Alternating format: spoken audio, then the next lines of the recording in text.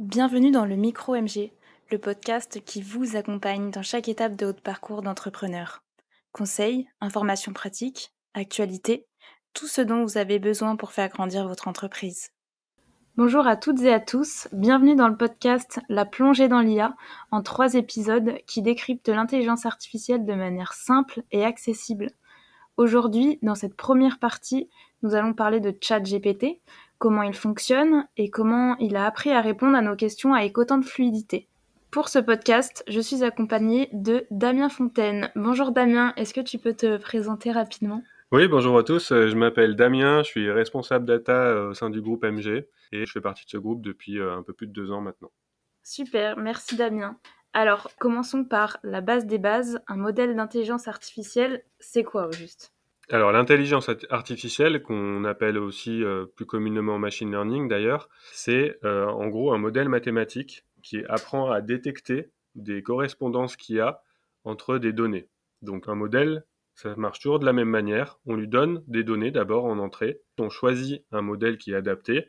Ensuite, il mesure sa performance, ce modèle, et à la fin, il y a un algo de minimisation, c'est-à-dire qu'on va essayer de diminuer l'erreur qu'il fait dans ses prédictions ou son analyse. Donc, pour vous donner un exemple, on peut prendre un modèle qui veut chercher à détecter le prix de l'immobilier. On va lui donner en entrée des données, donc idéalement, plus il y a de données, mieux c'est. Donc, on imagine qu'on lui donne les montants des appartements et des biens immobiliers de toute la France. Donc là, il va chercher à comprendre s'il y a une correspondance entre ces données, et de manière assez intuitive, on imagine bien qu'il va tracer une droite, donc ça va être notre modèle, entre tous ces points. Une droite, pourquoi ? Parce que plus il y a de mètres carrés, plus c'est cher, assez schématiquement. Donc le modèle, ça va être une droite c'est AX plus B, et donc ensuite, il va chercher à mesurer sa performance, c'est-à-dire à savoir s'il fait une erreur entre la droite et le point réel qui représente l'appartement. Donc il va analyser ses performances et il va chercher à réduire l'erreur, c'est-à-dire à faire en sorte qu'il y ait le moins d'espace, le moins de distance entre sa droite et la réalité. Ça, voilà, tous les modèles, ils marchent de cette manière-là et ils vont chercher à minimiser les erreurs qu'ils font. Ok, donc une fois que le modèle il a pris toutes ces données, à quoi il sert ? Eh bien justement, le modèle, il va servir à, une fois qu'il a appris à prédire le prix de l'immobilier. Donc on va lui donner une valeur de mètre carré qu'il n'a jamais vue, justement, sur lequel il ne s'est pas entraîné. Et sur l'apprentissage qu'il a pu avoir, il va prédire que l'appartement, avec tant de mètres carrés, il va valoir tel prix. Donc ça, c'est un modèle assez simple. Mais après, quand on veut faire des études plus poussées ou sur des données plus complexes, on va avoir besoin de modèles eux aussi beaucoup plus complexes. Ok, j'ai compris. Et donc un modèle plus complexe, c'est quoi exactement ? Alors là, on va faire un saut dans l'historique des modèles et on va passer assez directement à ce qu'on appelle des réseaux de neurones. Alors, on simplifie volontairement les concepts, mais voilà, du coup, on passe là à des réseaux de neurones. Donc, c'est une autre forme de modèle. Ces réseaux de neurones-là, ils vont permettre de traiter beaucoup plus d'informations.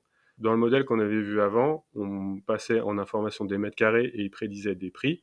Mais on aimerait bien pouvoir le faire avec des objets plus complexes, comme par exemple des images ou des textes. Et pour pouvoir faire ça, on a besoin donc de modèles plus complexes. Donc le réseau de neurones, il se base sur finalement comment ça se passe dans notre cerveau, d'où sûrement le terme d'intelligence artificielle, puisqu'il mimique notre fonctionnement à nous.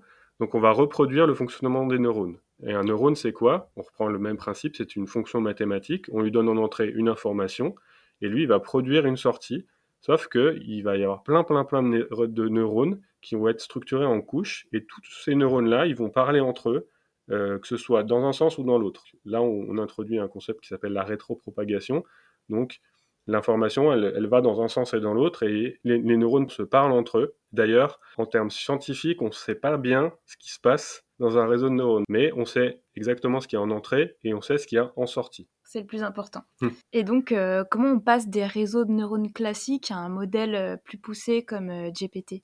Alors, GPT, finalement, c'est un modèle de réseau de neurones qui est surspécialisé sur le texte. D'où le nom de Large Language Model, LLM, qu'on entend souvent, qui caractérise ce type de modèle-là. Et donc, on parle d'abord des GPT avant ChatGPT. GPT, c'est un modèle de réseau de neurones qui est entraîné sur tout Internet. Donc, on lui a donné un corpus de texte énorme, et il a compris les correspondances qu'il y avait entre ces mots, et lui, tu m'as demandé tout à l'heure à quoi ça servait un modèle, lui, son but, c'est de prédire le mot qui va venir après un mot. On imagine qu'on lui donne une phrase, on lui donne le premier mot, sur tout l'ensemble du corpus de texte qu'il a étudié, il va dire, en probabilité, c'est toujours une probabilité, la probabilité du mot qui va revenir le plus souvent, c'est celui-là. Ensuite, on lui redonne ces deux mots-là et on lui dit quel est le mot qui va arriver après. Donc le troisième mot, en probabilité, ça va être celui-là, etc., etc. Et comme ça, il va construire des phrases. Et donc, pour continuer, comment on passe de GPT à ChatGPT ? Alors, on passe d'un modèle qu'on a entraîné pour détecter le mot suivant à un modèle qui doit ressembler à une conversation humaine. Donc, on sent bien qu'il manque un passage entre un modèle qui détecte le mot d'après et un modèle qui est capable de soutenir une conversation avec nous. Donc, c'est là où on va ajuster un peu notre modèle et ajouter certaines couches de complexité à ce modèle-là. Donc, la première couche de complexité, ça va être, on va prendre notre GPT et on va ce qu'on appelle le fine-tuner, c'est-à-dire que on va lui montrer, donc là vraiment c'est deux humains qui vont avoir une conversation, et on va lui fournir cet entraînement-là en plus, et on va lui montrer en gros à quoi ressemble une conversation humaine. Donc lui il va ingérer cette connaissance-là en plus, et il va ajuster son apprentissage pour qu'il comprenne d'une certaine manière à quoi ça ressemble deux humains qui discutent. La deuxième étape, ça va être un apprentissage qu'on appelle par renforcement. Donc on va lui dire, produis-moi une sortie, donc il va produire une réponse, et là encore un être humain va lui dire, cette réponse-là, elle est bonne ou elle n'est pas bonne. On peut prendre un exemple assez évocateur, on peut lui demander comment on pourrait faire pour voler une banque. Donc lui, techniquement, il sait, parce qu'il a sûrement lu quelque part sur Internet, mais d'un point de vue moral, c'est assez discutable de lui laisser donner la réponse à l'utilisateur.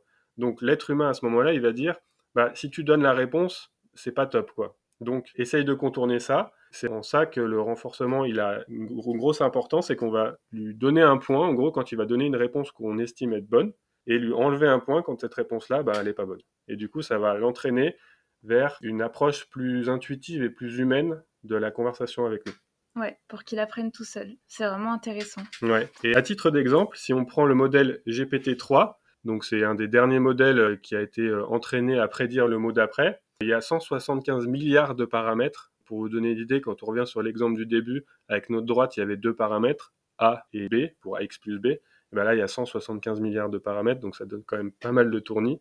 Et si on devait apprendre à un être humain tout ce que lui, il a ingéré sur Internet, vraiment l'ensemble de ses connaissances, ça prendrait 26 000 années à un humain qui ferait que ça, sans dormir, sans manger.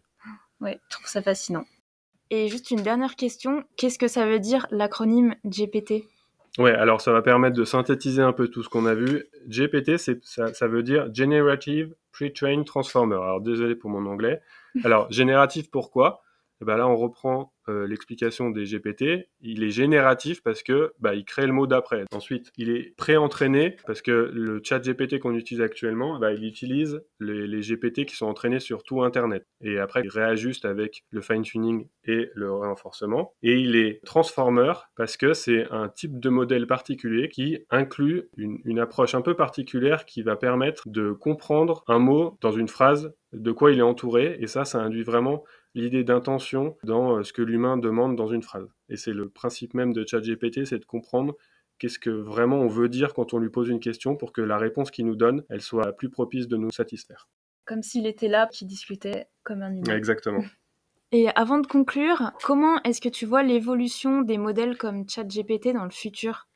Je vois trois axes d'évolution. Le premier, c'est qu'il soit plus performant. Le deuxième, c'est qu'il soit plus spécialisé.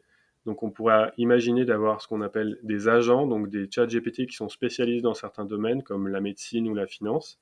Et en dernier lieu, ça va donner naissance à des nouveaux métiers, comme on l'imagine bien, des spécialistes du prompting qu'on verra dans le prochain épisode. Donc c'est la compétence de bien lui poser des questions pour qu'il nous donne des bonnes réponses.